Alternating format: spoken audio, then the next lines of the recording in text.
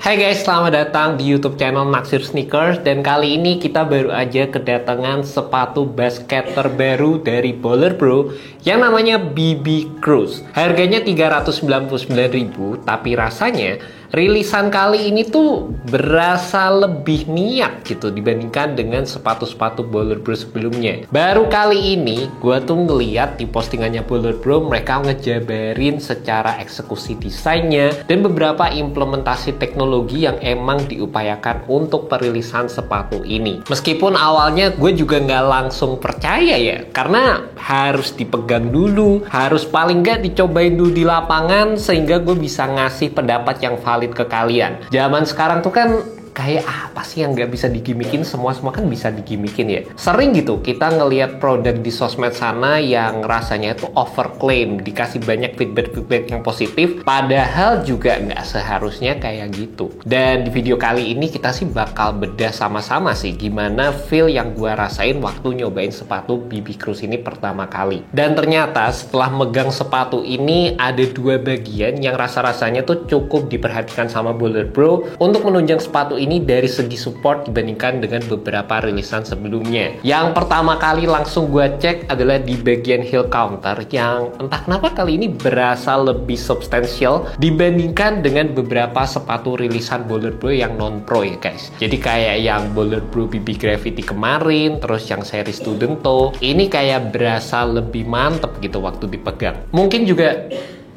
gimana? Patoknya kalem woi.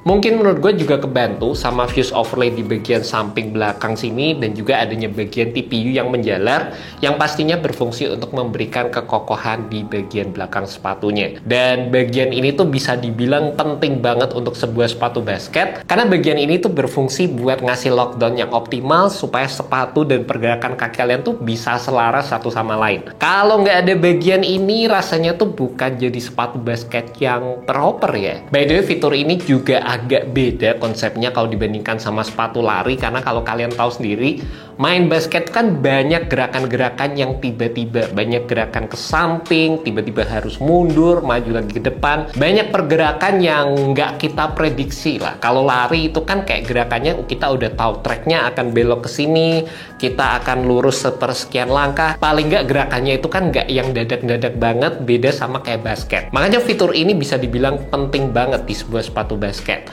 Dan kalau kalian lihat di sepatu Baller Bro yang kali ini ada TPU yang menjalar sampai ke bagian area depan sepatunya, yang ini juga berfungsi untuk memberikan kalian lateral support atau stabilitas ekstra sewaktu menggunakan sepatu ini. Bagian ini berasa banget, terutama pas kemarin gue cobain di gerakan jab step, bagian sampingnya tuh berasa kayak ada yang kepahan, jadi lumayan kebantu. Misalnya gue pengen ngelakuin jab step terus nyerang ke arah kebalikannya. Dan kalau ngomongin dari sisi desain midsole ataupun tooling yang dipakai, jujur aja kali ini gue nggak nemu sih mirip sama brand luar yang mana. Tapi rasa-rasanya Baller Bro tetap pakai modelan existing karena kemarin gue sempat main di eventnya Ardiles dan gue juga ngelihat sepatu yang pakai midsole dengan tooling seperti ini guys. Persis gitu, terutama di area bagian TPU-nya di area samping ini. Dan emang gimana ya, langkah kayak gini tuh bukan favorit gue, tapi ini udah sering dilakukan sama brand-brand di zaman sekarang. Nilai positifnya itu memang pastinya untuk cutting cost, jadi sepatunya bisa punya harga yang lebih terjangkau dan pastinya juga nggak perlu pusing-pusing mikirin R&D juga, yang udah ada tinggal dicomot dan dipakai aja guys. Cuma dari sisi nilai negatifnya juga ada. Dari sisi keoriginalitasnya itu juga bisa dipakai sama brand lain, dan kalau harganya sama mungkin masih orang jadi mikir dua kali gitu. Tapi kalau yang satu harganya lebih mahal atau yang satunya harganya lebih murah,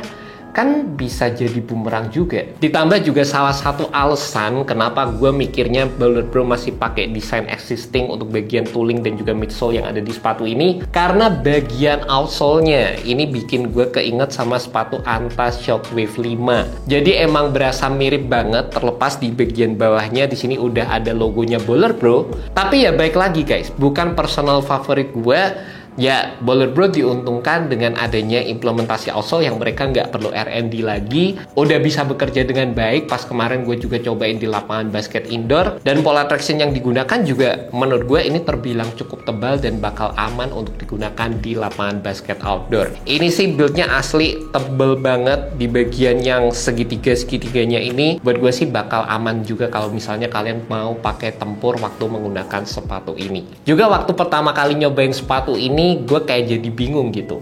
Sepatu ini tuh berasa kayak bisa bersaing sama sepatu BB seri Pro, padahal ini kan bukan seri Pro ya harusnya. Tapi berasa kayak fitur-fitur yang dikasih itu ya bersaing aja, dan gue jadinya bingung gitu. Seri Pro bedanya apa sama yang biasa? Kenapa ini namanya Cruise? Terus yang BB series lainnya juga kenapa nggak diterusin lagi? Maksudnya belum diterusin, bukannya nggak diterusin. Dan apa bedanya sama versi yang ini? Karena secara first impression pas nyobain sepatu ini berasa lumayan sih. Terlepas fit jadi bagian yang bisa diimprove ke depannya. Which is itu juga beberapa kali udah sering gue sampein di beberapa rilisan sepatu Baller Bro sebelumnya, dimana untuk sepatu ini berasa agak rumit terutama di area depan sepatunya. Jadi kaki gue juga nggak berasa one to one dengan fit yang ditawarkan oleh sepatu ini juga. Meskipun di bagian heel sepatunya ini udah jadi salah satu bagian yang sangat-sangat di-upgrade dibandingkan dengan rilisan sebelumnya, tapi ya tetap sih keseluruhan fit yang ditawarkan bisa jadi aspek yang diimprove lagi untuk perilisan Baller Bro ke depannya. Bagian ini juga sebenarnya penting banget ya untuk sebuah sepatu basket. Meskipun beberapa fitur supportnya udah terbilang sangat diperhatikan, tapi kalau misalnya fitnya itu nggak ngelock banget, ya jadi fitur-fitur yang lain berasa kurang optimal gitu guys. Di sepatu ini terlepas di area belakangnya udah lebih oke, tapi di bagian depannya menurut gue sih emang bisa dibikin lebih slim lagi secara build sepatunya. Dan di sepatu ini gue saranin kalian either kalian bisa pilih true to size tapi agak roomy, atau turun setengah size dikit, which is panjangnya tuh pasti juga akan ngaruh sih ya, tapi kayaknya bakal lebih ngefit secara keseluruhan, bakal lebih enak gitu. Gue penasaran sih kalau turun setengah size kayak gimana. Juga di area tengahnya ini sebenarnya nggak yang kokoh-kokoh banget, meskipun udah ada TPU yang menjadi di bagian samping, tapi kalian tetap bisa ngeband sepatunya kayak gini, dan ini juga menurut gue jadi bagian yang bisa diimprove lagi. Kalau kalian pengen ngerasain upgrade yang lebih optimal atau yang paling cepat dengan menggunakan sepatu yang udah existing kayak gini, ya paling cepat sebenarnya kalian bisa ganti insole-nya sih, sama mungkin move insole yang dulu udah pernah gue review. Di situ kalian bakal ngedapetin arc build di bagian tengah sepatu ini juga, dan di area tengahnya udah ada torsional support yang akan ngebantu memberikan extra support sewaktu kalian menggunakan sepatu ini guys. Dan by the way, tadi gue juga udah sempat nyobain untuk kanan kiri, gue pakai yang versi Cruise, sama satunya lagi gue pakai yang Pro. Rasanya emang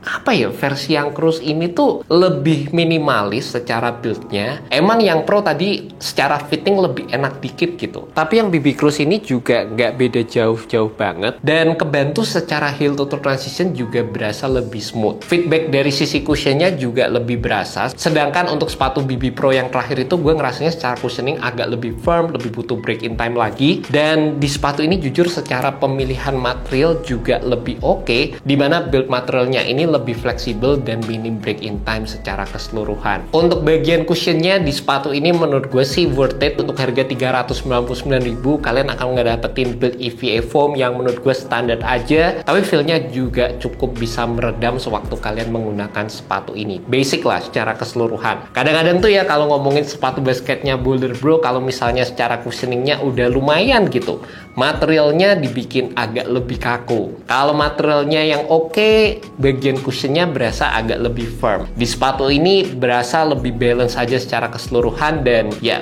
ngomongin secara total package dari sepatu ini, berasa ini jadi sepatu Baller Bro yang mungkin terbaik juga dibandingkan dengan beberapa rilisan sepatu Baller Bro yang udah pernah gue cobain. And that's about it guys, review untuk sepatu Baller Bro BB Cruise. Meskipun sepatu ini nggak yang perfect banget, masih ada improvement yang bisa dibuat oleh sepatu ini, terutama dari sisi support untuk menjadikan sepatu ini jadi lebih optimal lagi. Tapi menurut gue ya, sepatu ini tuh menunjukkan kalau harga belum tentu jadi faktor utama untuk menentukan sepatu yang terbaik. Sepatu ini harganya lebih terjangkau dari BB Pro, tapi secara keseluruhan feel yang dipakai, menurut gue sih ini lebih nyaman keseluruhannya dibandingkan dengan versi Pro kalau menurut gue guys. Secara pemilihan material, gue lebih suka yang ini. Secara feedback cushioningnya, gue juga lebih suka versi yang ini. Dan mudah-mudahan versi BB Cruise ini juga bisa jadi gebrakan untuk Bowler Bro bisa lebih nge-enhance lagi versi Pro di rilisan kedepannya. By the way, thank you so much buat kalian udah nonton video kali ini, dan semoga video ini bisa membantu kalian dalam menemukan sepatu basket yang cocok.